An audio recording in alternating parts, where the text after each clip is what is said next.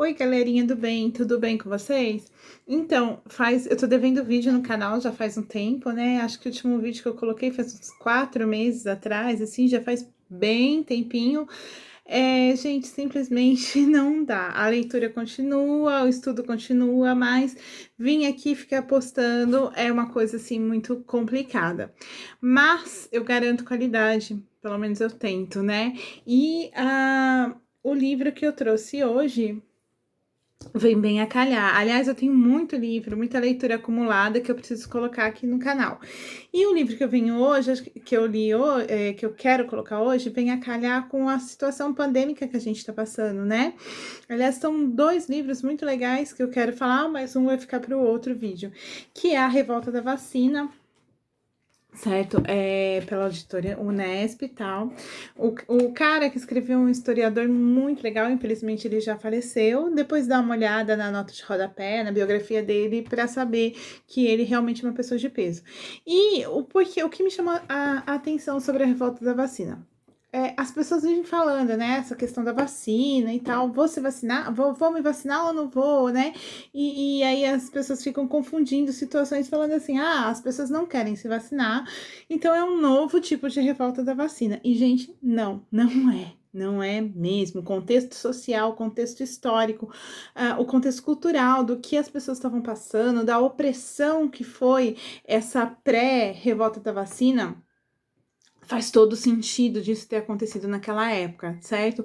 As pessoas no o Rio de Janeiro na época era o início do século passado, século XX, as pessoas estavam sendo massacradas. O Rio de Janeiro era a capital do Brasil, né, Rodrigues Alves era o presidente do Brasil na época e ele teve aquela ideia, né, megalomaníaco a ideia dele de modificação paisagem urbana do Rio de Janeiro e o Rio de Janeiro, né, a Orla, o centro, a região portuária do Rio era totalmente tomada pelas pessoas pobres, né, eram cortiços, eram pessoas que não tinham condições financeiras, então eles moravam em casebres e moravam em situações muito precárias, né? E a varíola estava estourando. Aliás, eu ouvi uma vez um sanitarista falando, que eu não vou lembrar agora, que eu li em algum lugar, que o Brasil, no começo do século passado, ele era um grande hospital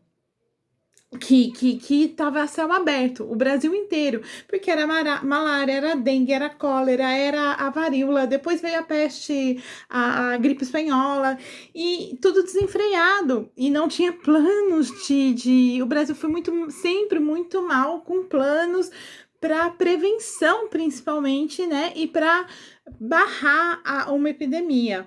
E no caso,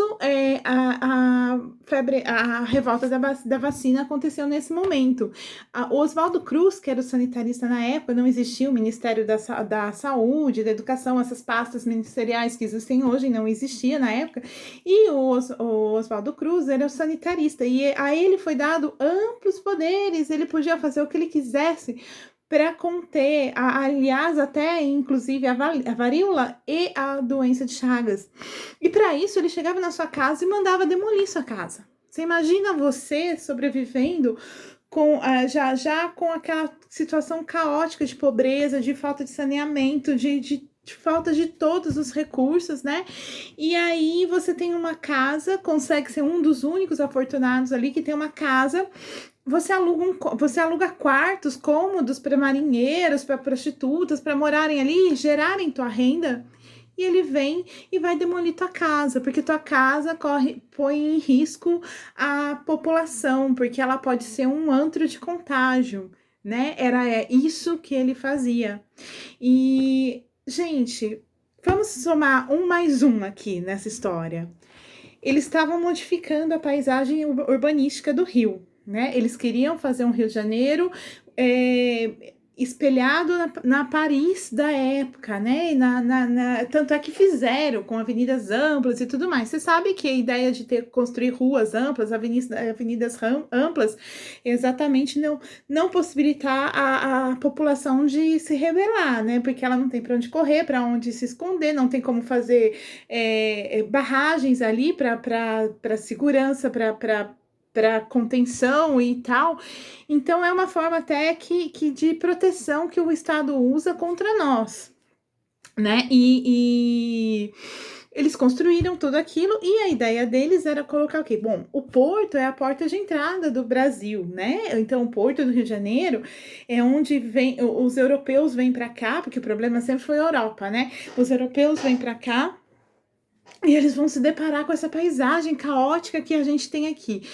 E aí eles pegaram e começaram a querer, então, mudar isso. Vamos empurrar essa gente podre, essa gente, essa pobreza, essa miséria, essa gente podre, vamos empurrar elas, vamos empurrar tudo lá pro morro, vamos empurrar o máximo, mais longe que a gente puder aqui da orla. E vamos pôr a elite aqui. E foi o que eles fizeram. Gente, a população usou a revolta da vacina para...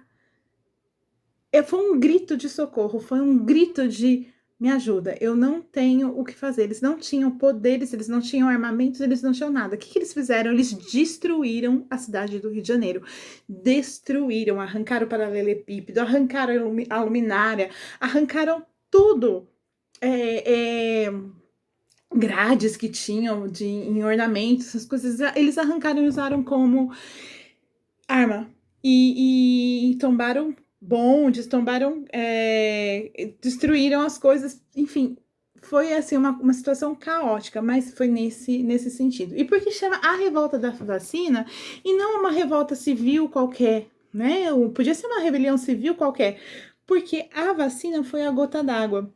Eles começaram a aplicar a vacinação na população, eles começaram a obrigar a população a tomar a vacina, que eu não acho errado, tá aqui entre nós. Eu concordo que quando o problema de saúde é pandêmico, como a gente está, ou epidêmico na época, como eles estavam, a gente tem que pensar na saúde do coletivo. Então, eu não acho errado te obrigar a participar de medidas protetivas, de medidas que contêm aquele vírus, aquela bactéria, enfim, aquele organismo, né? E proteja o coletivo. Não acho errado. Mas a forma como isso foi feita foi muito bruta, violenta, agressiva e opressora. Então, com todos esses problemas, com tudo que estava acontecendo, a gota d'água foi o Oswaldo Cruz entrar nas casas das pessoas e demolir o que ele queria, mexer no que ele queria, enfim, e usar uma campanha de vacinação opressora, uma campanha agressiva e uma campanha invasiva. Aliás, ele poderia ter feito de uma forma muito mais diplomática, muito mais sensata, né, equilibrada, e não do jeito que ele fez. E aí foi o que aconteceu. Foi a revolta da vacina. Já defendo o meu ponto de vista. Oswaldo Cruz foi um sanitarista muito importante, assim como Carlos Chagas, que vem depois dele, que é o próximo livro que eu vou contar, que eu espero que eu coloco no canal aqui logo. Eles foram pessoas muito importantes para a saúde do Brasil, para o desenvolvimento da ciência. Não falo mal nesse sentido, minha crítica não é essa, tá?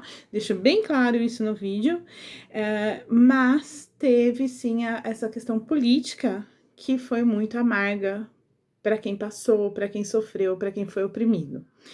Enfim, hoje a dica é essa, a revolta da vacina. Nicolau Shevchenko, eu não consigo, toda vez eu enrolo para falar o sobrenome dele, é da editora Unesp. Uma leitura, gente, muito rápida, muito tranquila, traz um monte de recortes de jornal de época, de fotos de época, é bem interessante. E até a próxima.